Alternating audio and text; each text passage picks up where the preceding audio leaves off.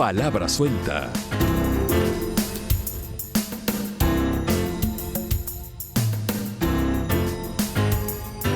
¿Qué tal? Buenas noches, bienvenidas, bienvenidos. Palabra Suelta con usted, aquí mismo, por la televisión pública de nuestro país, Ecuador TV. Son las 10 de la noche con 30 minutos prácticamente.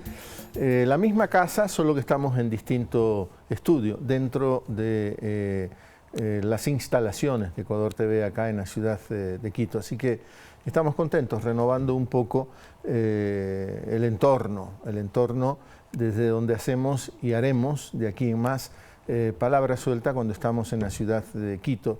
Ojalá que pronto podamos retomar la costumbre de hacerlo desde distintas otras ciudades de nuestro país.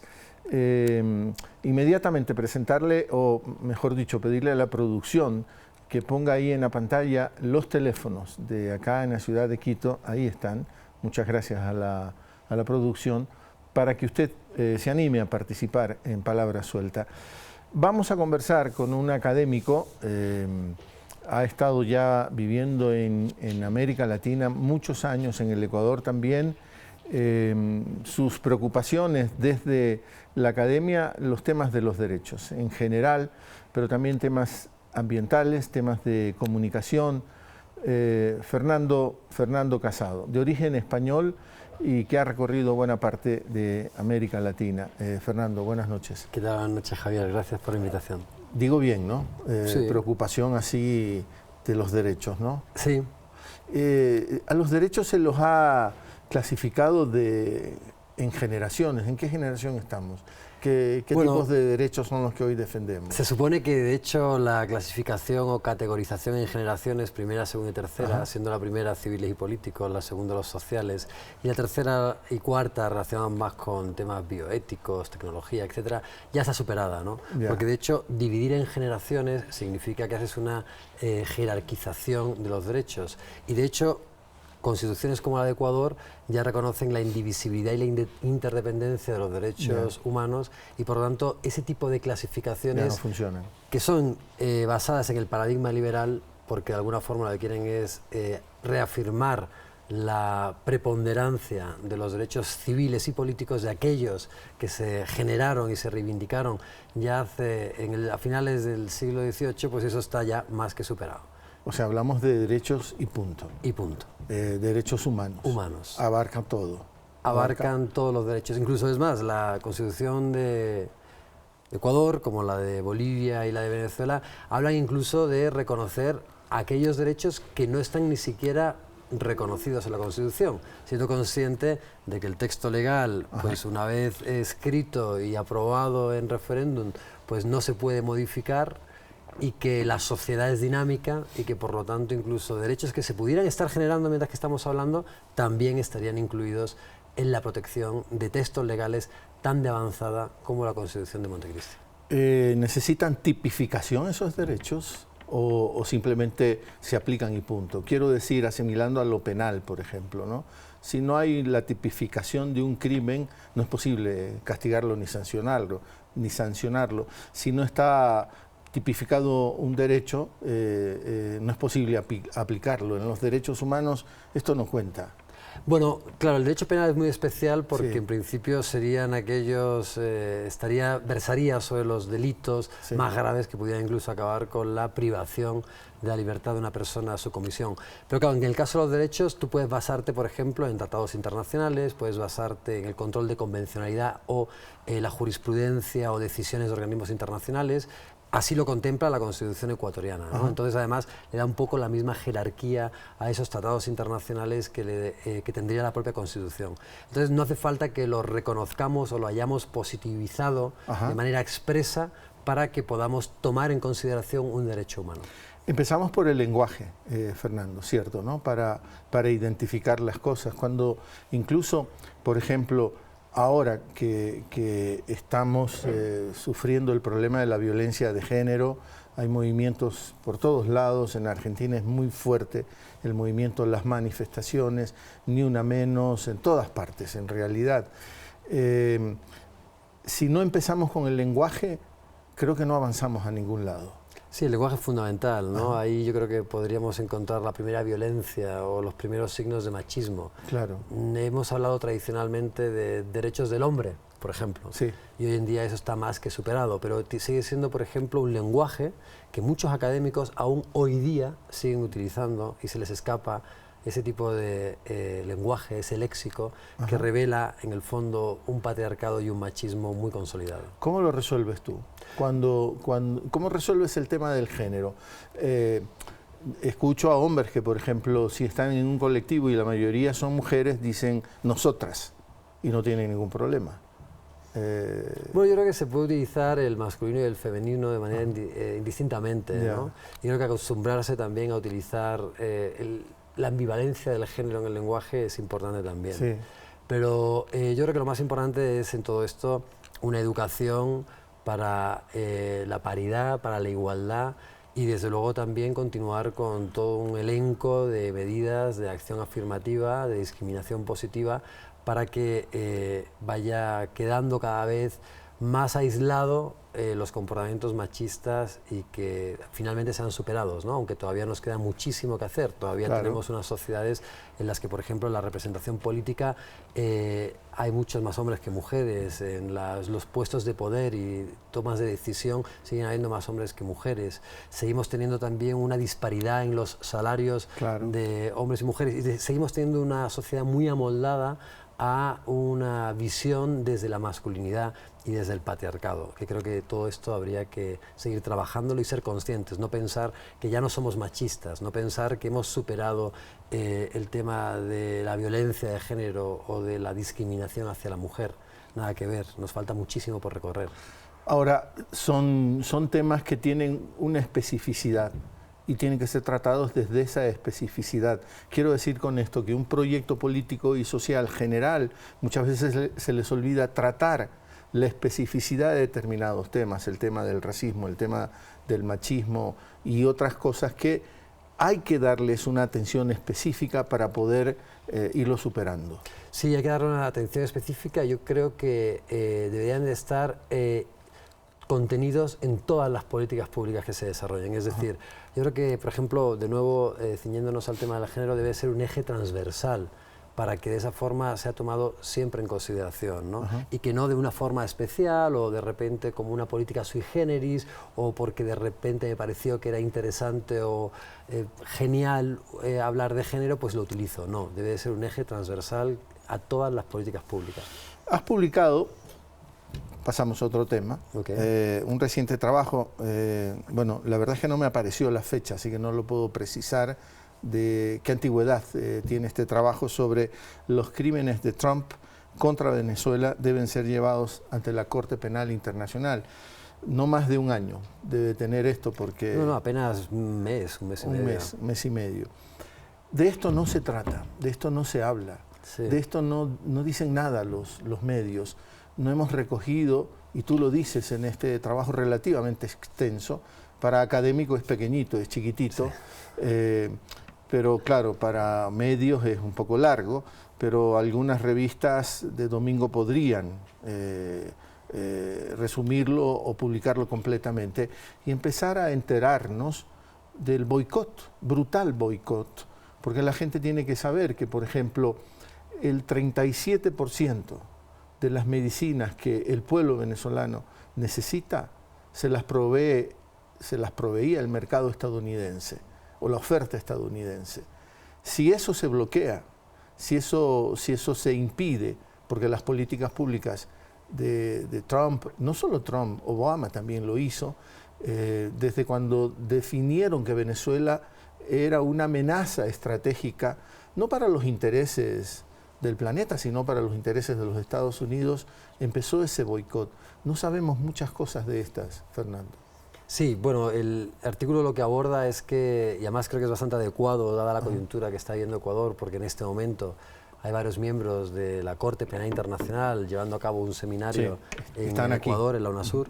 Entonces creo que es un tema adecuado, interesante para abordar, porque lo que se plantea es que por primera vez habría la oportunidad para crímenes de lesa humanidad, de los que Estados Unidos pues, hace parte en muchos países del mundo y también con sus medidas de bloqueo económico hacia Venezuela en este momento, podrían ser llevados los responsables de este tipo de sanciones ante la Corte Penal Internacional, porque Venezuela es un país signatario del Estatuto de Roma y porque los crímenes o para que ciudadanos de un país sean llevados ante la Corte Penal Internacional, no solamente debe ser el país signatario de la Corte, que en este caso, por ejemplo, Estados Unidos no lo es, o cometer los delitos en países que sean signatarios de la Corte y que se compruebe que esos delitos, en este caso de lesa humanidad, se hayan dado en un país signatario. Y como Venezuela es un país signatario, pues por primera vez se podrían tomar medidas en ese sentido, porque Estados Unidos ha hecho hasta el momento o comete crímenes a diestro y siniestro. Lo ha hecho en Libia, lo ha hecho en Cuba con el bloqueo también que ha llevado a Cuba o que continúa llevando a cabo, lo ha hecho en Siria, pero son países que no son signatarios de la Corte Penal Internacional y por lo tanto la jurisdicción de los magistrados no actúa. En el caso venezolano sí, pero es bloqueo, medicinas, es bloqueo de alimentos, es bloqueo de capitales, es bloqueo cuentas venezolanas que se cierran, que simplemente se bloquean, y todo esto lo ha liderado Estados Unidos y ya son alrededor de 40 países de este planeta, casi todos los europeos, que se han sumado a ese bloqueo contra Venezuela. Sí, además con Trump las medidas suben de tono, porque en principio lo que había hecho Obama, después del famoso decreto Obama, que declara como una genuina amenaza a Venezuela, fue simplemente señalar a ciertas personas y evitar que esas personas pudieran entrar en territorio estadounidense o tratar de congelar activos que presumiblemente podrían pertenecer a esas personas. Pero ya Trump lo que hace es, le eleva a las sanciones el grado y lo que hace es penalizar, sancionar a toda la población en general, tomando todas las medidas posibles para intentar ahogar la economía venezolana y de esa forma evitar que entren medicinas, alimentos, maquinaria, etcétera. Y también impedir el comercio no solamente con Estados Unidos, sino con terceros países, pero que pudieran estar utilizando cuentas bancarias o estuvieran utilizando algún tipo que hubiera algún tipo de relación con los Estados Unidos. Es decir, un banco alemán podría ser penalizado por permitir transacciones de Venezuela si también tiene sede o actividades en Estados Unidos, con lo cual las sanciones de Estados Unidos llegan a afectar fuera del propio territorio y de los intereses directos de este país. Tal como lo hicieron con Cuba, tal como lo hicieron con el bloqueo con Cuba. Exactamente igual. Y esto es de suma gravedad, porque la consecuencia, como muy bien has mencionado la cifra, el 37% de las medicinas, si dejaran de llegar a Venezuela, puede tener unas consecuencias catastróficas. Y desgraciadamente estos relatos que hoy en día, o que tú y yo estamos en este momento conversando, normalmente nunca, nunca son visibilizados en los medios de comunicación tradicionales. También hay que decir que Trump casi todo lo que dejó Obama lo derrumbó. Pero este decreto sobre Venezuela, no, con este sí siguió e incluso lo profundizó. Sí, bueno, todo lo interesante o lo poco interesante que dejó Obama, como el Obamacare, acabó con ello. Pero las medidas que pudieran ser violatorias o restrictivas de derechos humanos las incrementó, ¿no? Como las políticas migratorias para expulsar a personas fuera del territorio de Estados Unidos o, en este caso, por ejemplo, también las sanciones en contra de Venezuela. Pero también hay que decir, ¿no? Creo que es un ejercicio de honestidad. Hay resistencia interna en Estados Unidos también a estas políticas de Trump. No exactamente sobre Venezuela, pero sí, por ejemplo, el tema migratorio y esas políticas racistas, esas políticas inhumanas que separan a madres de hijos. En la frontera estadounidense hay algunos niños que están sin sus madres y que nadie sabe dónde están. Y hay resistencia y reacción al interior de Estados Unidos también. Sí, yo creo que hay resistencia al interior de Estados Unidos porque ha logrado aglutinar a muchos sectores sociales en contra suya, dado que está siendo demasiado drástico con ciertas medidas, y también a lo externo, es decir, aunque Obama pudiera haber llevado a cabo ciertas políticas también de agresión a otros países, no había tenido el desacuerdo ni la crítica que está teniendo Trump haciendo y llevando a cabo políticas muy parecidas. Y creo que precisamente por ese motivo, por ese malestar que ha creado no solamente a lo interno, sino también a nivel internacional, con por ejemplo el boicoteo de los acuerdos con Irán y otras muchas medidas. Cambio climático, por supuesto, la cumbre el saboteo de París continuo de todos los tratados internacionales en pro de la protección del medio ambiente y la disminución de las emisiones de carbono, pero creo que precisamente por este motivo el caso de Venezuela otorga una oportunidad a actores internacionales única para tomar medidas y para también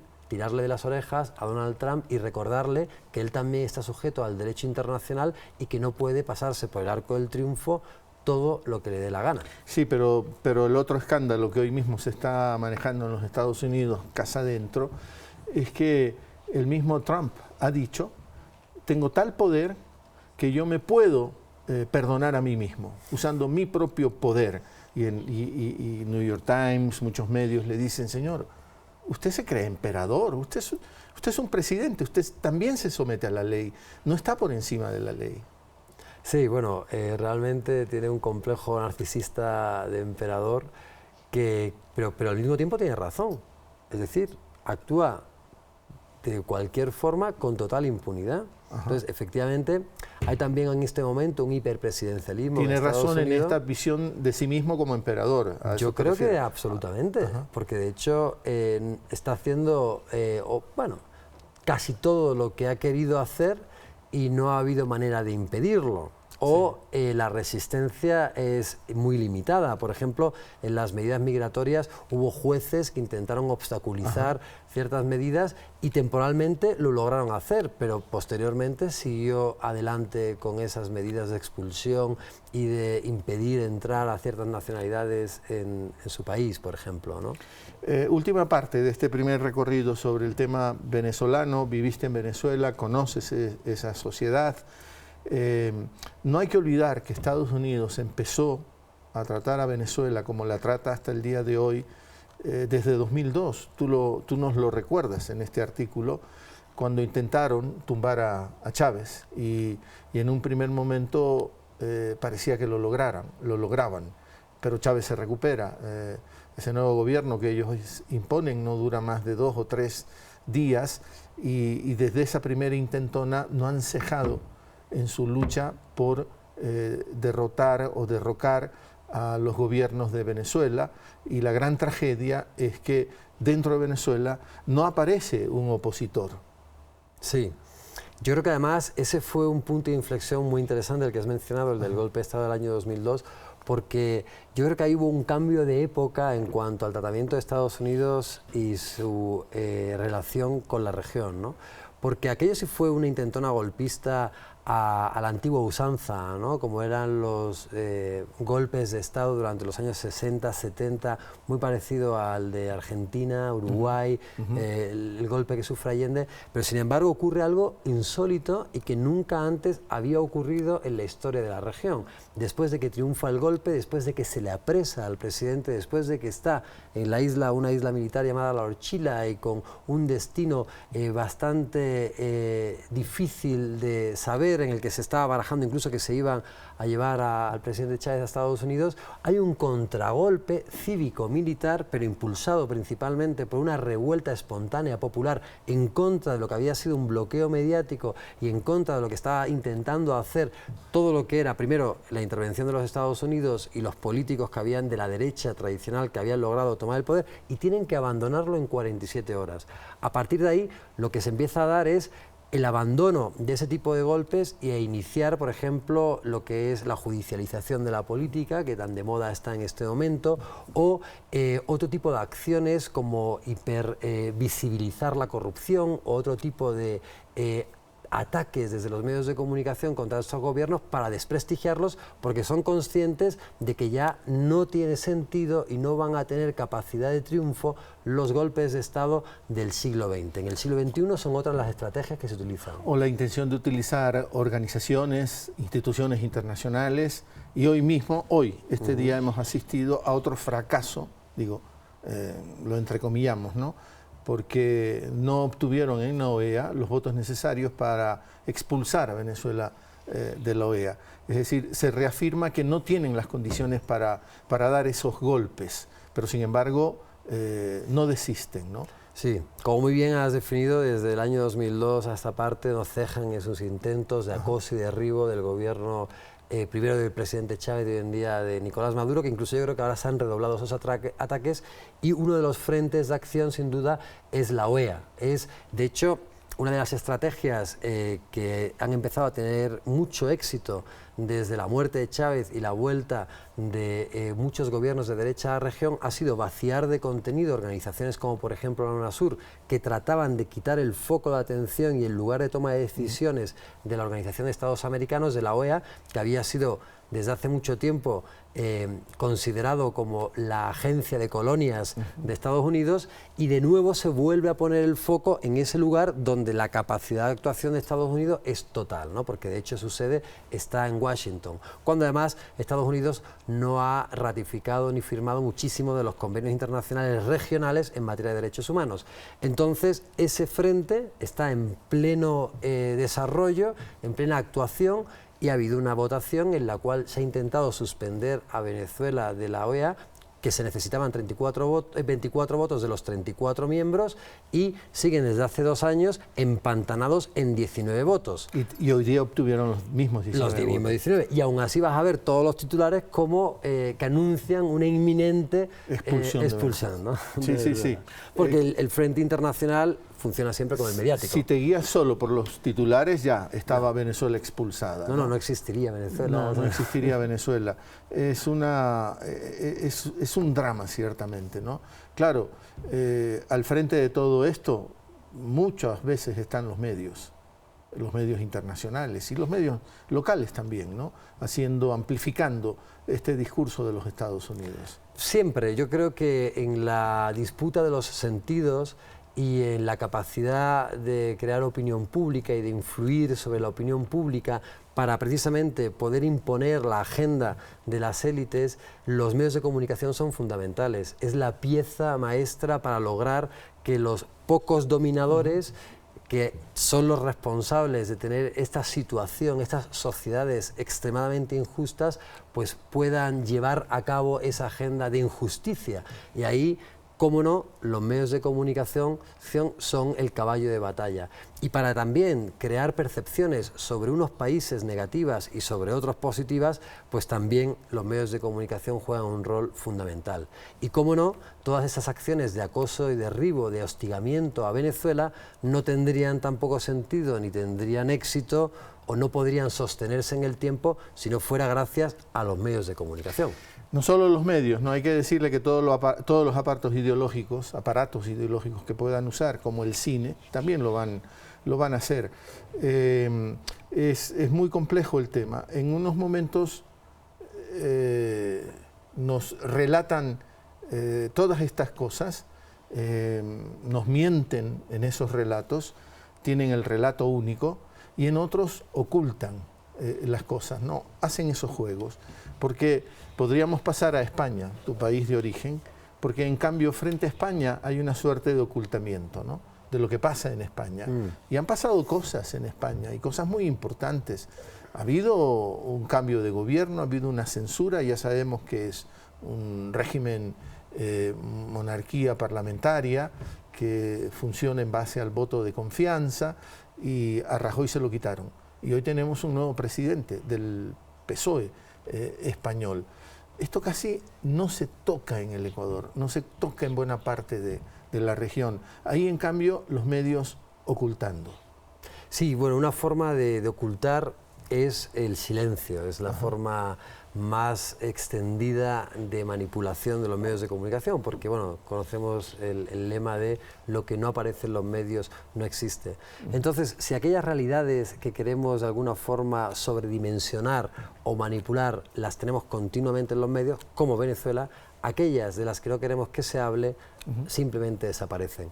De esa forma, la atención de los espectadores y de las audiencias se centran en las agendas que crean los medios de comunicación, y más allá de que sea predecible el efecto sobre la audiencia del mensaje que se emite, lo que sí está ya comprobado mediante muchos estudios es que las audiencias toman como importantes aquellos temas que los medios visibilizan y de alguna forma ignoran aquellos que los medios ocultan, porque normalmente nos informamos a través de los medios de comunicación. Claro, van condicionando nuestra percepción de las cosas con su relato, ¿no?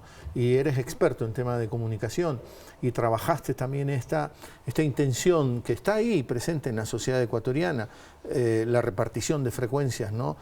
Públicas, privadas y comunitarias, porque desde la comunidad también habría formas distintas de narrar estos hechos, y de ahí no nos hemos movido.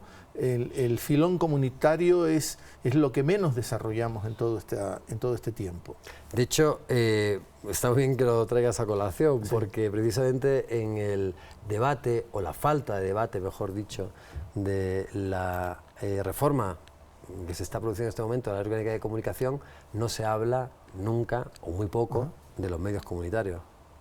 Estoy mirando atrás, porque están ahí pasando imágenes de lo que sucedió hace poco. Bueno, esto lo de Rajoy, creo que esto es más antiguo, porque Rajoy no estuvo en la posesión de Pedro Sánchez, claro, ¿o sí? No. No creo, ¿no? Porque él estaba en un restaurante. No, eso fue cuando... No, esta es la toma de posesión de o sea, es el gobierno saliente y ahora el gobierno entrante. Sí. Rajoy estuvo en el restaurante cuando en el Parlamento se debatía. Estaba desarrollando la moción de censura. Pero estas imágenes también son importantes porque tienen un simbolismo poderoso.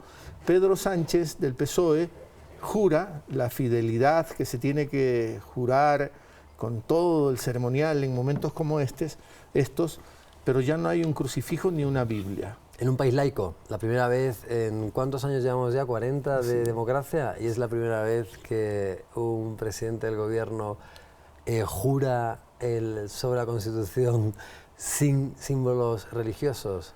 Ajá. Un poco tarde, ¿no? Sí, un poco tarde, ¿no? ¿Qué significa la asunción al poder de Pedro Sánchez? Puede ser que dure muy poquito, unos pocos meses, puede ser entonces que no tenga mucho tiempo, pero ¿qué significa? Bueno, yo creo que lo primero que se debería de tratar en torno a este asunto es la moción de censura, ¿no? Es la primera vez que ocurre una moción, o que tiene éxito una moción de censura en los 40 años de la nueva democracia española, después de los 40 años de dictadura de Franco. Llevamos el mismo tiempo de democracia que de una dictadura fascista. Y la verdad es que pareciera que cuando hay una representación grande de partidos políticos en un sistema parlamentario, esa democracia puede funcionar. Rajoy gana las elecciones, o es el partido más votado, pero no con una mayoría absoluta, porque en España hacen falta 176 diputados para tener una mayoría absoluta en un Congreso de 350 diputados, consigue solamente 137, gobierna con los 32 de Ciudadanos y con otro de un partido regional de las Islas Canarias con 170 diputados, y ahora una moción de censura después de que se comprueban escándalos terribles de corrupción por parte del Partido Popular. Hay una coalición de partidos que llega a aglutinar a 180 diputados, aprueban la moción de censura y posteriormente Pedro Sánchez es juramentado como presidente del gobierno, aunque solamente tiene un apoyo en su partido directo de 84 diputados. Es del PSOE, como ya queda dicho, ¿no? Pero no es el mismo PSOE del siglo pasado, ¿no? No. No es el mismo PSOE cuando Felipe González y Guerra, que era su vicepresidente, no me acuerdo el nombre Alfonso Guerra, gobiernan, ¿no?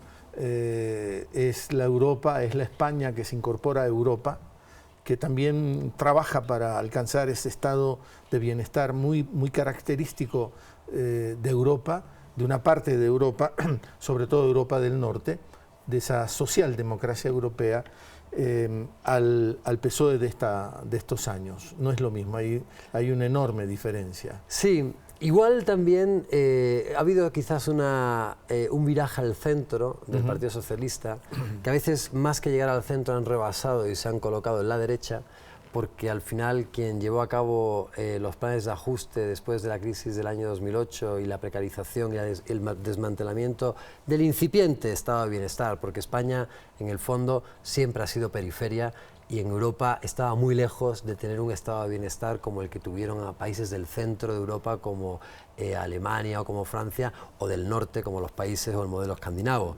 Pero en cualquier caso, ese incipiente modelo fue desmantelado por el Partido Socialista ya en el año 2008, durante el gobierno de José Luis Rodríguez Zapatero, y lo que había ocurrido antes, que es la inserción en la modernidad, entre comillas, de España por parte de Felipe González en su gobierno con guerra de 16 años, nada más y nada menos, 4 periodos consecutivos, pero nunca nadie le dijo que era un dictador, no como en América Latina, que a la segunda ya te llaman dictador. Pues también hubo una renuncia a lo que eran los principios de izquierda de este partido, porque este partido a principios de los años 80 todavía se definía a sí mismo como un partido marxista y leninista. Entonces ha habido un viraje paulatino hacia la derecha, y Pedro Sánchez, que tenía en las últimas elecciones el lema del PSOE como somos la izquierda de verdad, trata de recuperar esos valores de izquierda porque le ha salido un partido que le está serruchando toda su base electoral. Podemos, o Unidos Podemos, que es un nuevo partido junto con la antigua Izquierda Unida, más a la izquierda, todavía Izquierda Unida sí reivindicando los valores de izquierda pura, consigue nada más y nada menos que 72 diputados, muy cerca del PSOE. Entonces el PSOE también se está viendo obligado, y supongo que lo intentará probar para este gobierno, que no tenemos certeza de cuánto va a durar, de ser un partido de izquierdas, intentar además revertir todas las políticas de ajuste que llevó a cabo, o al menos parcialmente, Rajoy, porque si no logra hacer eso, probablemente su futuro sea la desaparición, porque no le queda espacio ni por la derecha, que está el PP y Ciudadanos, ni por la izquierda, que le ha tomado una gran parte de su caudal electoral el partido de Unidos Podemos. Pero una buena dosis de sagacidad debe tener Pedro Sánchez. Absolutamente. Porque consigue los respaldos suficientes, necesarios y suficientes.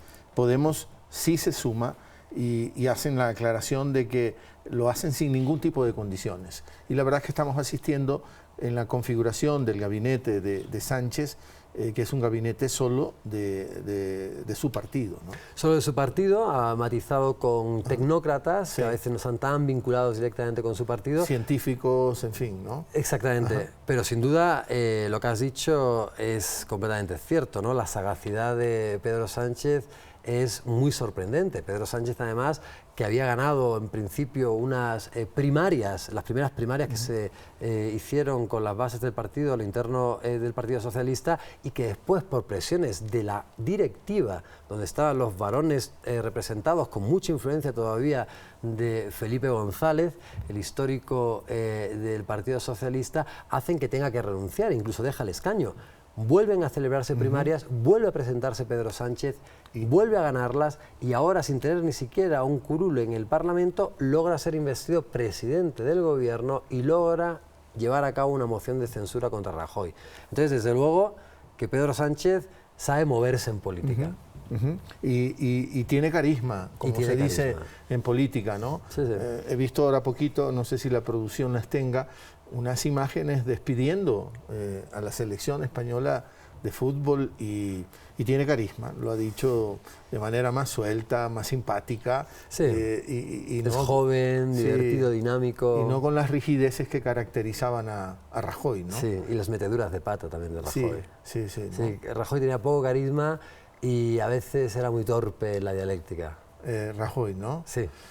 Y la tragedia del PP es que ahora aparece el viejo actor del PP, Aznar, que mientras se debatían esos temas tan álgidos de la política española, él estaba paradójicamente en Ecuador, Aznar. Exactamente. Ahora se ofrece otra vez el viejo político Aznar, el oxidado Aznar, tal vez estoy calificando demasiado, como el elemento unificador del PP.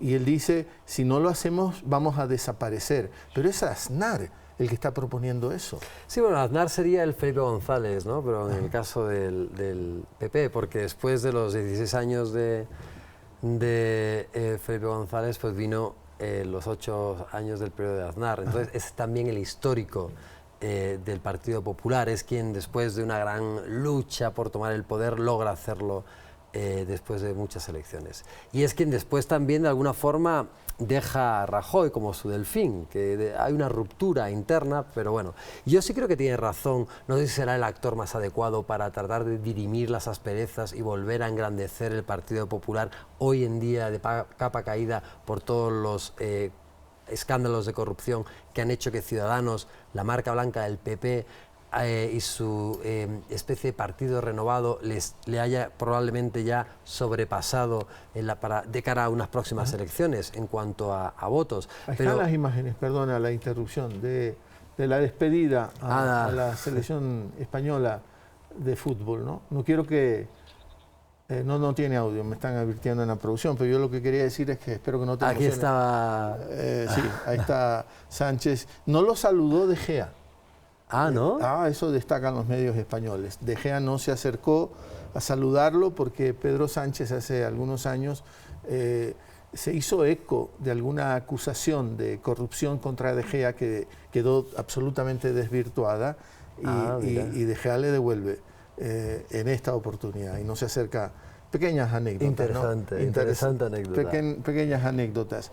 En todo caso, Sánchez tiene ese carisma. Tú decías, bueno, no le falta razón a Aznar en su afán de reconstituir el Partido Popular. Está muy fragmentado. Sí, pero Aznar en ese discurso, en donde dice, bueno, vamos a reunificarnos, vamos a sanar lo que hemos dañado, pero al mismo tiempo que lo hacemos nosotros, que lo hace la derecha, Aznar dice, lo tiene que hacer la izquierda también, para bien de España. Bueno, y lo raro es que no haya dicho Aznar que está el peligro en España de que el chavismo castrista de Unidos Podemos haya tomado ya el poder, ¿no? Como estaban vaticinando muchos de los voceros del Partido Popular, intentando de alguna forma una vez más recurrir a la campaña del miedo para lograr quedarse en el poder, ¿no? Y olvidar los escándalos de corrupción ante la supuesta venida del cuco marxista al poder en España. Escándalos de corrupción, entre ellos, por ejemplo, la trama Gürtel y esas cosas, ¿no? Es terrible, ¿no, Fernando? Porque en todo eso hubo una víctima, que fue este juez Baltasar Garzón, y a él le volaron la cabeza, y él tenía toda la razón. Bueno, a ver... varias cosas, ¿no? Yo creo que el tema de la corrupción es muy interesante por varios motivos.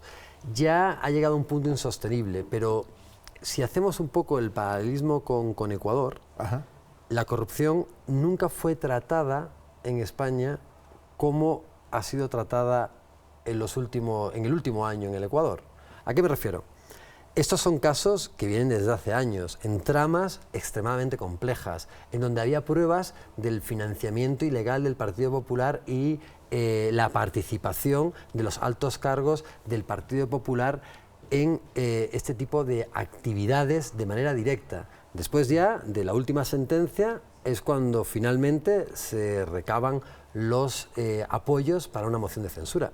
Pero nunca fue tratada la corrupción como un problema estructural al sistema. Fue siempre tratado como manzanas podridas en un cesto que habría que limpiar.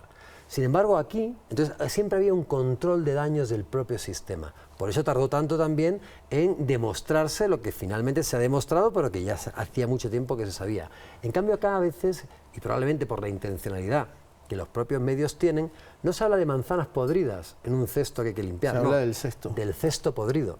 Y entonces aquí, claro, no se hace control de daños, pero porque obviamente aquí a quienes se les acusa de haber incurrido en corrupción son personas quizás que habían tenido unas posiciones políticas contrahegemónicas, contra élite, contra sistema. Sin embargo, allá, como el propio sistema está velando por sus intereses, el control de daños a la hora de... Lo hace el propio sistema. El propio sistema y visibiliza la corrupción, pero siempre asegurándose de que esa corrupción, cuando se visibilice, no termine aupando al poder a Unidos Podemos, sino que primero hacen control de daños, se aseguran de que sea Ciudadanos, en todo caso, quien pesque a río revuelto, y a partir de ahí es que se tratan los temas. En caso, si te entiendo bien, la lectura que haces, en el caso ecuatoriano es totalmente distinto. Es arrasar, tierra quemada. ¿Por qué? Porque quieres arrasar con los que contestan a lo establecido. Claro, y por eso de repente, de una forma tan fácil y tan dudosa jurídicamente, que quizás no es el momento para entrar, acaba Jorge Glass en la cárcel, de vicepresidente a la cárcel. Mientras que Mariano Rajoy, sabiéndose que había incursionado en delitos o que por responsabilidad política tendría que haber dejado el cargo hacía muchísimo tiempo, tarda un montón de años y sigue ganando elecciones y manteniéndose en el poder. Porque el mismo sistema lo protege. Como tú dices, el mismo sistema se encarga de controlar los daños. Exactamente. Y en eso opera otra vez, con gran fuerza, los medios, los grandes medios. Sin duda. Pero en realidad los medios son simplemente pues, el hombre de paja, ¿no? O la figura de paja que utilizan las élites para imponer sus intereses. En realidad los medios no piensan por sí mismos, no imponen las agendas por sí mismos, no. Detrás están los intereses de la élite, los intereses de quienes nos dominan para que impongan una agenda de acuerdo a sus intereses, para que nada cambie y para que sigamos teniendo pues, unas sociedades en las que todavía tenemos altos índices de pobreza y groseros índices de privilegios para una reducida capa de la población. Sí. Vamos a empezar a recibir llamadas, Fernando, si te parece. Muy bien. Alfredo Álvarez, desde la ciudad de Quito. Buenas noches, gracias por participar y adelante con su comentario. Muy buenas noches. Yo quería hacer referencia, glosar de alguna manera a la intervención en radio y televisión que hubo la víspera de las elecciones en Colombia. Estuvieron todos los candidatos a presidentes de Colombia y allí, por ejemplo, un candidato de la derecha dijo, refiriéndose a Venezuela, que cuando en un departamento vecino donde uno vive oye un escándalo, oye que el marido le pega a la mujer, le pega al hijo, que no puede quedar como desentendido, que tiene que intervenir, que el otro día de saber que le están masacrando a la mujer del departamento de al lado, no puede salir a darle la mano. Y un candidato de izquierda, que no fue el Petro, dijo, pero lo que ocurre es que a ese señor que vive al lado, usted le quitó el empleo, al hijo le botó de la escuela y le hacen bullying. Usted, al quitarle el empleo, no le dejó pagar la pensión. Y a la mujer le han hecho proposiciones deshonestas. ¿Qué quiere? ¿Que en esa familia toquen el violín? Alfredo Álvarez, desde Quito, no sé si... Entonces, es eso. No se puede esperar que de un país que es atacado, que es violentado, que está saboteado, que tenga una respuesta maravillosa, aunque sea un país como Suecia. Tiene que necesariamente votar elementos negativos porque está siendo acosado. Y una cosa interesante que dijo es, Colombia está tan mal como Venezuela. Habló de que hay 8 millones de desplazados, de esos 8 millones de desplazados, 3 millones son mendigos. Habló de que hay 25.000 asesinatos en Colombia contra 27.000 que hay en Venezuela. Entonces, la diferencia entre los dos países no es mayor. Y sin embargo, cómo se publicita la tragedia de Venezuela y de Colombia no se dice absolutamente nada. Estas cosas creo yo que valía la pena glosarlas para que ojalá tenga un comentario de parte de ustedes. Gracias. Gracias a usted. En efecto, Fernando, hay lo que trae el ciudadano, ¿no? Estos distintos raseros con los que se tratan los temas, ¿no? Por supuesto, hoy mismo conversábamos con una política colombiana que está acá en el Ecuador participando en un encuentro en el IAEN, hubo unos lanzamientos de libros, la cátedra François Utart, y ella hablaba, esta politóloga, cientista social, política colombiana, de la tragedia de Colombia, siendo ella colombiana, y decía, no se dice nada, absolutamente nada. Y hace poquito, más bien, Vargas Llosa, desde España, escribe sobre la gran fortaleza institucional de Colombia. No se trata de que queremos denigrar a Colombia. ¿Desde dónde hablamos para criticar a Colombia? Quiero decir, digo yo como ecuatoriano, pero ¿tú qué lectura haces? No, yo coincido completamente con la persona que participó hace un momento. De hecho, además no es nuevo, ¿no? Desde el gobierno de Uribe fue también la hostilidad total en contra de Venezuela. Hay cables de Wikileaks en las que Uribe se reúne con el personal diplomático estadounidense y le ofrece, o sea, primero afirma que la única forma de salir de Chávez sería una intervención militar y ofrece el territorio colombiano para lanzar la ofensiva. Entonces, ¿qué nos va a sorprender? Fue Juan Manuel Santos también quien llevó a cabo el 1 de marzo del 2008 la Operación Fénix en contra del territorio y la soberanía ecuatoriana. Entonces, Venezuela y Colombia comparten 2.400 kilómetros de frontera y desde luego que el paramilitarismo, el tráfico de drogas, todo viene desde Colombia y afecta enormemente a Venezuela. Se habla ahora de la salida de muchísimos venezolanos, de lo cual, pues por supuesto, nos lamentamos que haya una crisis tan profunda que esté provocando la salida masiva de venezolanos. Es una situación terrible, pero que en muchos casos es provocada por los factores externos, como muy bien decía la metáfora o el símil que la persona que intervino expuso. Del vecino. Sin embargo, nadie habla de que en Venezuela hay todavía hoy en día entre 5 y 6 millones de colombianos que vinieron de manera histórica siendo expulsados de Colombia, encontraron un lugar donde quedarse en Venezuela que les acogió con los brazos abiertos sin hacer la alaraca que hoy en día está haciendo Colombia y allí siguen también beneficiándose de una tierra que les acogió, un país hermano. Recordemos que fuimos el mismo país hasta 1830, craso error haber fragmentado la Gran Colombia en paisitos, ¿no?, en comparación con lo que podríamos ser, y allí han encontrado un lugar en donde establecerse y allí siguen.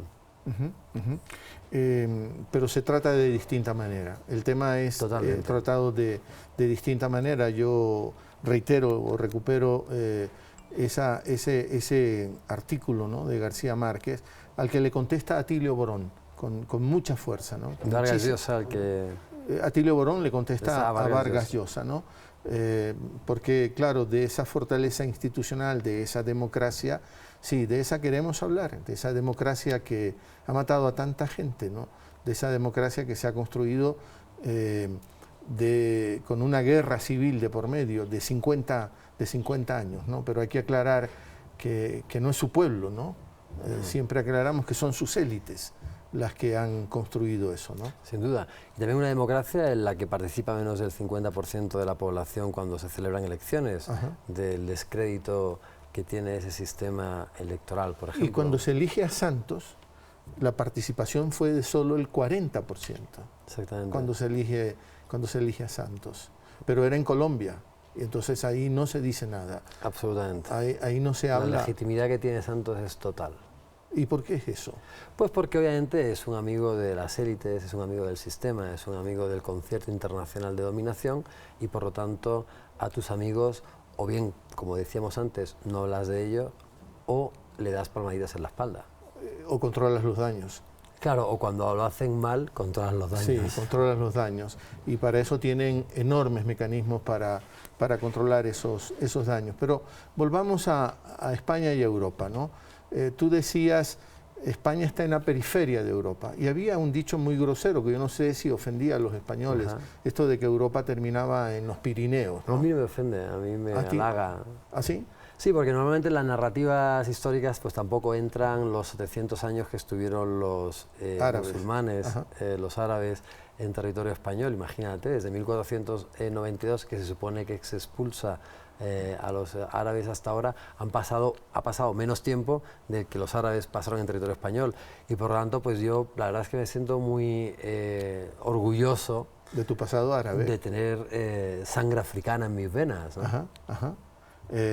Probablemente muchas de las palabras que usamos son de origen... Más de 4.000. Más de 4.000 sí. En esta cotidianidad. Sí, parece ser que más de 4.000 bien son de origen árabe, ¿no? Entonces estaba bien que Europa termine en los Pirineos. Pues sí, quien quiere formar parte de ciertas dinámicas que sobre todo en este momento pues son dinámicas xenófobas, son dinámicas también egoístas, de un consumo insostenible, donde no se toma en consideración al otro, pues frente a ese paradigma individual occidental, mejor unirse a otros paradigmas y a otras formas de ver y de vivir la vida que vienen de otras regiones que probablemente sean mucho más humanas y humanizantes. Entonces, con esta visión que tienes de del extrañamiento frente a Europa, ya no te puedo hacer casi la pregunta que quería, o el comentario que te quería pedir. Era porque, ¿qué es Europa hoy día? Esa es muy buena pregunta, porque Europa, desde luego, o por lo menos esa construcción de lo que fue la Unión Europea, restringámoslo a los 28 países que conforman la Unión Europea, se supone que querían transformar y después de una Segunda Guerra Mundial crear un nuevo sujeto político en el que se pudiera convivir y donde distintos pueblos pudieran identificarse en sus diferencias como uno solo, ¿no? Al mismo tiempo. Y ha sido un fiasco, porque fíjate lo que le hicieron a Grecia, por ejemplo, ¿no? Cómo fue vilipendiada, abusada, golpeada, pisoteada por haber dicho no quiero que me ahoguen económicamente, ¿no? Y le dieron un castigo ejemplar. Y eso demostró que los sistemas de dominación colonial intraeuropeos siguen existiendo, en donde el centro alemán le impuso a la periferia mediterránea griega un plan de ajuste, aunque era incluso innecesario y aunque podría haberse evitado, y únicamente por el hecho de que había que darle un castigo. Entonces, casi claro, como el Fondo Monetario Internacional. Totalmente, las mismas dinámicas. De hecho, fue el tripartito, ¿no? Era junto también con el Fondo Monetario Internacional, aunque era el Consejo de Europa y en concreto Alemania quienes llevaban la batuta en toda esa historia.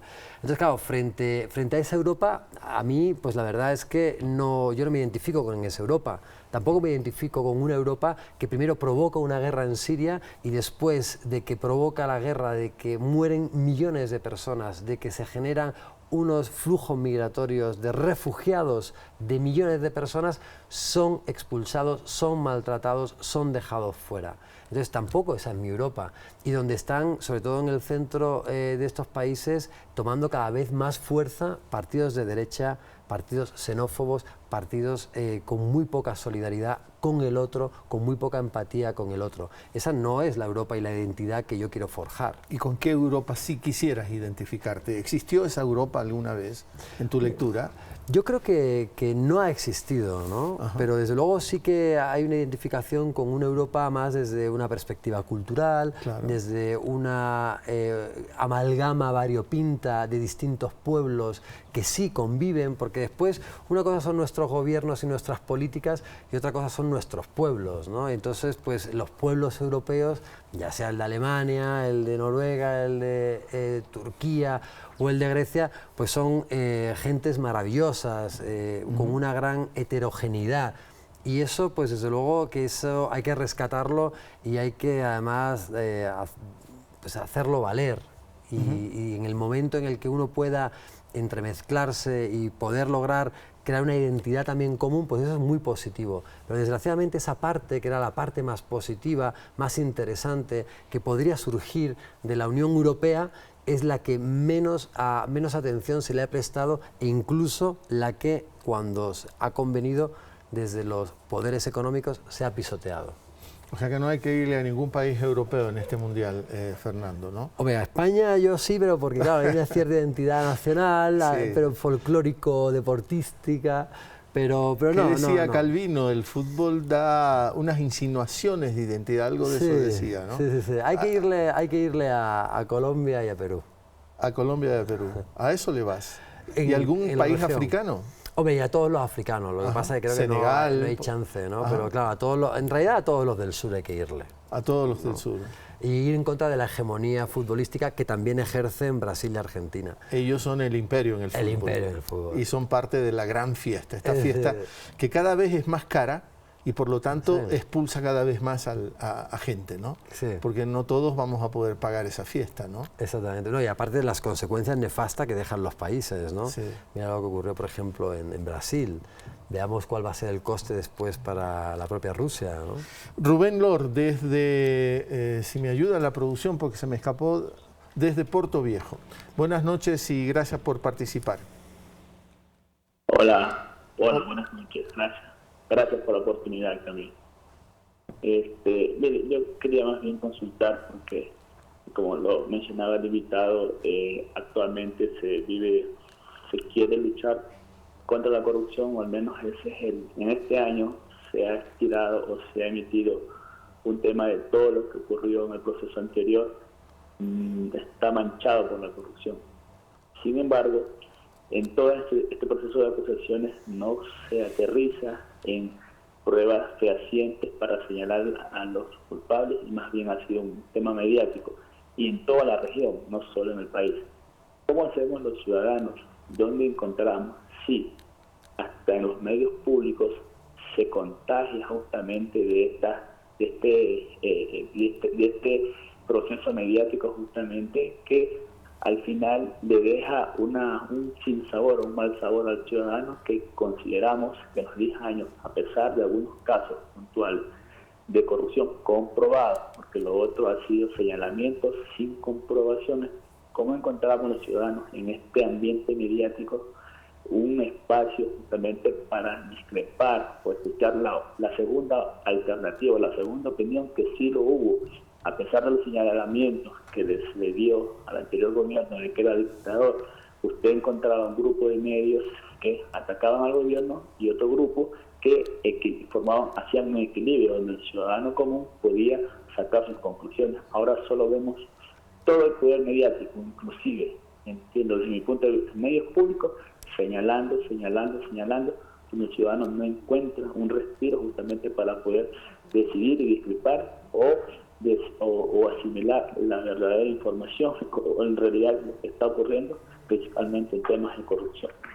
Gracias por la oportunidad. No, a usted. Y antes de que Fernando Casado, que es el que tiene que dar una opinión sobre esto, lo diga, yo digo, Rubén Lor, desde Portoviejo, usted mismo, es la demostración de que por mucho que se bombardee mediáticamente o con todo el aparato ideológico, el ciudadano, hombre o mujer, todavía puede defenderse, ¿no? Y el razonamiento que hace Rubén Lor es la demostración de que no toda la narrativa mediática es asimilada por las audiencias. Esto no me permite decir que hay que cantar victoria. O que a lo mejor tú eres la excepción que confirma la regla. Ajá. Porque cada vez son más estrechos los espacios de disidencia, cada vez son más las ventanas que se cierran, porque cada vez hay una mayor expansión y difusión del pensamiento único, en el caso concreto del Ecuador y de los medios de comunicación. Antes había pues dos actores que pugnaban entre sí y eso daba lugar a que hubiera, más allá del maniqueísmo de la situación, una cierta pluralidad. Esa pluralidad cada vez escasea más. Ajá. Entonces yo ya más bien diría que te has convertido en excepción y no en regla. Es mejor ser excepción, no por excepcionalidad. No, pero desde luego en esta situación, no quiero decir bienvenido eso, sea. Gracias a que hay excepciones, sigue existiendo un pequeño espacio para la disidencia. Pero el ciudadano te planteaba, sí. ¿Cómo hacemos? ¿Qué hacer? Porque se habla mucho, y tú lo dijiste de alguna manera también en tu exposición o en tus reflexiones, se habla mucho de la corrupción en Ecuador y en la región, pero hay muy pocas pruebas de ella. Sí, o desde luego son muy débiles. Ajá. Y a veces no aguantan una revisión jurídica, ¿no? Y creo que lo que está ocurriendo en estos días también es claro ejemplo de ello, ¿no? Como ha sido la destitución de los miembros del Consejo de la Judicatura. Exactamente, ¿no? Donde hasta ahora el argumento que se da ante la opinión pública es no que se haya cometido una ilegalidad o que se haya incurrido en actos que claramente hayan sido sesgados y que hayan puesto en tela de juicio la independencia de los miembros, sino que la independencia de los miembros de manera priorística se basa en el hecho de que hubiera relaciones con el gobierno anterior. Si aplicáramos tajantemente esa regla, poca gente podría ejercer un cargo público de control. Pero aparte de eso, el motivo que hasta ahora se nos ha dado, como el motivo expreso, es ridículo porque no evalúa las acciones, sino que evalúa una situación de hecho previa a la toma de decisiones. Y eso completamente está fuera de lugar. Porque a mí que me juzguen por lo que hago, ¿no? No quizás por mi pasado o por de dónde vengo, cuando además no había una regla legal o moral que impidiera o que incompatibilizara el ejercicio de ese cargo. Entonces tampoco se ha incurrido en una ilegalidad. Y esto, que es el desmantelamiento del Estado de Derecho y que es incurrir en una nefasta inseguridad jurídica, puede llevarnos por derroteros muy peligrosos, porque se abre una caja de Pandora que puede dar lugar a futuros revanchismos más allá de las ilegalidades e injusticias que se están cometiendo en este momento. Entonces yo comparto con Rubén que estamos adentrándonos en farragosos terrenos muy peligrosos para la propia institucionalidad y que además cada vez hay menores espacios para la disidencia. ¿Cuál sería entonces la solución? Desgraciadamente, o por suerte, habrá que volver a los mecanismos tradicionales de disidencia, la organización social, la manifestación, la participación, la sindicación, para poder intentar enfrentarse a una dictadura, bueno, es un poco exagerado, pero a un cierto autoritarismo en medios de comunicación y a un franco desmantelamiento del Estado de Derecho. Si dices, si me juzgan por mi pasado, en el Consejo Transitorio de Participación Ciudadana y Control Social, más bien ahí hay un antiguo actor político, por ejemplo, ecuatoriano, ¿no? ¿Quién lo preside? Tiene una enorme historia en el pasado político del Ecuador. Sí, no, y si nos ponemos puristas, pues tú no podrías ser periodista porque has sido vicecanciller, entonces que te echen de aquí porque no puedes ejercer el periodismo, y probablemente si nos ponemos a ver a cada uno de los miembros actuales de los organismos de control, también tendríamos que despedir a la mayoría por su pasado, o de repente yo también puedo alegar, entonces no se puede ser político, pero sí se puede ser empresario. Es decir, el ministro de Finanzas puede ser el representante de los empresarios, es decir, que estoy poniendo al lobo a cuidar de las ovejas. Entonces, vamos a ver dónde ponemos los estándares y cómo los aplicamos y a qué nos dedicamos después. O sea que tenemos que hacer una reflexión ciudadana muy profunda. Sí, y desde luego que no podemos exceder ciertos límites por un cierto revanchismo y por una sed de venganza y por un hambre atrasada que podrá tener mayor o menor razón, pero desde luego el poder hay que ejercerlo con muchísima responsabilidad y hasta ahora no siempre se está ejerciendo de esa forma. Esa excepcionalidad de la que hablaste y que no me satisface para nada, sinceramente, digo, yo la podría simplemente apostillar, porque estamos ya cerrando el programa, diciendo que cualquier reflexión sobre los medios públicos, son los medios públicos solitos los que tendrían que defenderse, ¿no? Y no quienes a veces estamos ocupando pantalla o hacemos programas de opinión o conversamos con pensadores como tú, ¿no? La defensa tiene que venir sola de parte de los medios públicos. Todos los medios actúan, se supone, a la faz pública, ¿no? Y ahí queda todo claro, ¿no? Ahí queda todo, ¿no? Agradecerte, Fernando, por haber estado aquí con nosotros. Muchas gracias por la invitación, Javier. ¿Cuántos años andas ya por América Latina? Pues 12. 12 años. ¿Y te sientes muy latinoamericano también? Hombre, soy venezolano. De ciudadanía venezolana. Sí, sí. Ajá. Entonces me siento, bueno, pasa que hablo raro, ¿no? Pero me siento muy venezolano. O muy gran colombiano. Muy bien. Hablas más como isleño. Sí, bueno, soy andaluz, entonces ya soy prácticamente de África, entonces es un poquitito distinto al de Madrid o al del norte de España, el acento. Sí, sí.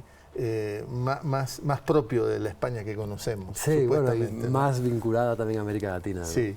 Te reitero el agradecimiento, Fernando. Igualmente, gracias. Fernando Casado, en esta entrega de Palabra Suelta. Nos vamos. A usted siempre le agradecemos la compañía. Pásela bien.